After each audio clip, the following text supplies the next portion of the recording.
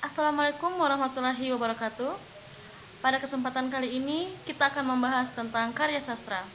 Saya Nur Saryati, mahasiswa pasca sarjana Unhas. Menurut sastrawan Indonesia Sapardi Djoko Damono, sastra adalah lembaga sosial yang menggunakan bahasa sebagai medium. Sastra menampilkan gambaran kehidupan, dan kehidupan adalah sesuatu kenyataan sosial. Berbicara tentang karya sastra, maka di sini karya sastra dibagi menjadi dua bagian. Karya sastra yang pertama adalah sastra lama, selanjutnya adalah sastra baru. Untuk membahas jenis-jenis sastra lama dan sastra baru, akan dibahas pada slide-slide berikutnya. Pertama-tama, kita akan membahas tentang sastra lama. Sastra lama adalah karya-karya yang berada pada zaman di mana belum adanya pergerakan nasional. Selanjutnya, kita akan membahas tentang jenis-jenis sastra lama. Adapun jenis-jenis sastra lama akan dibahas pada slide berikutnya.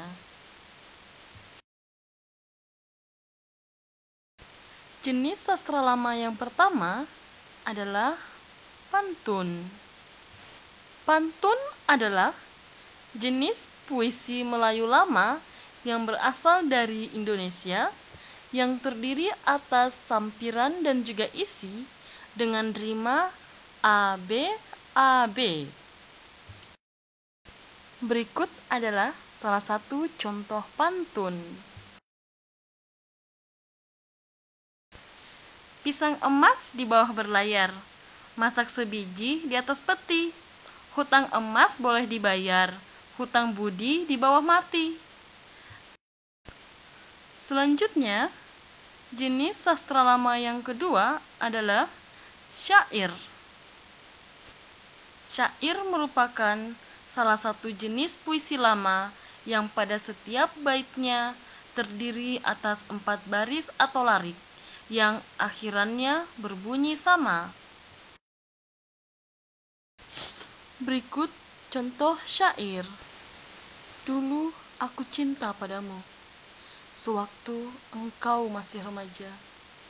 Bergemuruh rasa dalam hatiku, bila mata memandang sang cinta. Jenis sastra lama yang ketiga adalah hikayat. Hikayat adalah karya sastra lama berbentuk prosa yang mengisahkan kehidupan keluarga istana ataupun keluarga kaum bangsawan. Berikut ini adalah contoh-contoh judul hikayat karya sastra Indonesia. Ada banyak contoh judul hikayat dalam Indonesia. Di sini pemateri hanya memberikan 4 contoh hikayat. Yang pertama adalah hikayat Baya Budiman. Selanjutnya hikayat Hantua, hikayat Kalila dan Dimna, dan yang terakhir hikayat Raja-Raja Pasai. Jenis sastra lama yang keempat adalah mantra. Mantra adalah jenis karya sastra lama yang berisi kata-kata yang dipercaya mempunyai kekuatan mistis atau gaib. Jika kita menjumpai perhelatan-perhelatan tradisional, sering kita menjumpai seorang pawam yang melontarkan kata-kata yang sulit dipahami oleh kita orang-orang awam. Rangkaian kata-kata tersebutlah yang disebut mantra. Jenis sastra lama yang kelima adalah legenda. Legenda adalah cerita rakyat yang dianggap benar-benar terjadi, yang ceritanya dihubungkan dengan tokoh sejarah, telah dibumbui dengan keajaiban dan kesaktian-kesaktian para tokohnya. Salah satu contoh legenda adalah legenda Danau Togomotono. Legenda ini berasal dari Sulawesi Tenggara, tepatnya di Kabupaten Buton. Legenda ini bercerita tentang dua bersaudara, wanita dan pria yang dipisahkan sejak lahir. Saat dewasa, mereka bertemu dan saling jatuh cinta. Di hari pernikahannya, sang dewata murka, sehingga muncullah banjir bandang yang menenggelamkan permukaan kampung beserta isinya.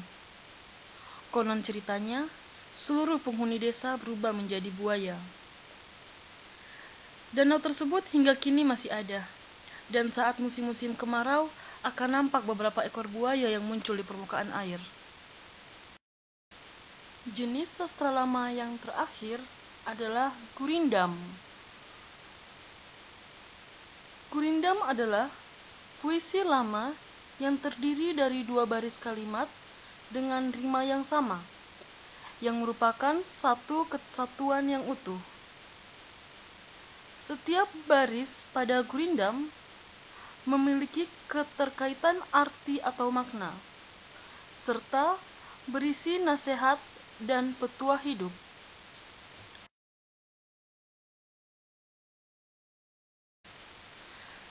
Sebelumnya, kita telah membahas tentang sastra lama beserta jenis-jenisnya. Selanjutnya, kita akan mulai membahas tentang sastra modern. Sastra modern atau baru adalah karya-karya sastra yang hidup dan berkembang di kehidupan masyarakat modern. Sastra modern lahir setelah munculnya pergerakan nasional. Selanjutnya, kita membahas tentang jenis-jenis sastra baru. Adapun jenis-jenis sastra baru akan kita kupas pada slide berikutnya. Jenis sastra baru yang pertama adalah drama. Drama adalah karya sastra yang diproyeksikan di atas panggung, menyampaikan berbagai macam emosi melalui lakonan atau lakuan dan dialog-dialog. Berikut adalah beberapa penulis naskah drama di Indonesia serta aktor dan aktris yang warawiri bermain teater di Nusantara. Penulis naskah drama yang pertama adalah Iputu Wiyana, yang kedua adalah Agus Nur, yang ketiga adalah Ayu Utami. Itu adalah 3 orang dari sekian banyak pengarang-pengarang drama di Indonesia. Sementara untuk aktor-aktor drama, kita sering menjumpai pemeran aktor adalah Chelsea Islan, terus Happy Salma, dan Reza Rahardian. Jenis sastra baru yang kedua adalah puisi. Puisi adalah bentuk karya sastra yang indah dan kaya makna. Puisi di sini berisi diksi, majas, rima, dan irama. Secara etimologis, puisi itu berasal dari 2 bahasa, yaitu bahasa Yunani dan bahasa Latin. Dari bahasa Yunani, puisi itu berasal dari kata poites, yang berarti pembangun, pembentuk, dan pembuat. Selanjutnya, puisi dari bahasa Latin. Puisi dari bahasa Latin itu berasal dari kata poeta, yang artinya membangun, menyebabkan, menimbulkan, dan menyair. Dalam perkembangan selanjutnya, makna kata tersebut menyempit menjadi hasil seni sastra yang kata-katanya disusun menurut syarat tertentu dengan menggunakan irama, sajak, dan kadang-kadang kata kiasan. Jenis sastra baru yang ketiga adalah prosa. Prosa berasal dari bahasa Latin yang itu prosa, yang artinya terus terang. Prosa adalah cerita bebas yang tidak terikat oleh rima, irama, diksi, dan lain-lain. Yang menjadi pembeda antara prosa dan puisi ialah variasi ritme yang dimilikinya lebih besar, serta bahasanya lebih sesuai dengan arti leksikalnya. Demikianlah pemaparan singkat tentang jenis-jenis karya sastra lama dan karya sastra baru. Jika selama penyampaian materi saya banyak melakukan kesalahan dan kekhilafan, saya mengutarakan permohonan maaf dan harap dimaklumi. Semoga pemaparan materi tadi bermanfaat bagi kita semua. Akhir kata saya mengucapkan billahi taufik wal hidayah. Wassalamualaikum warahmatullahi wabarakatuh.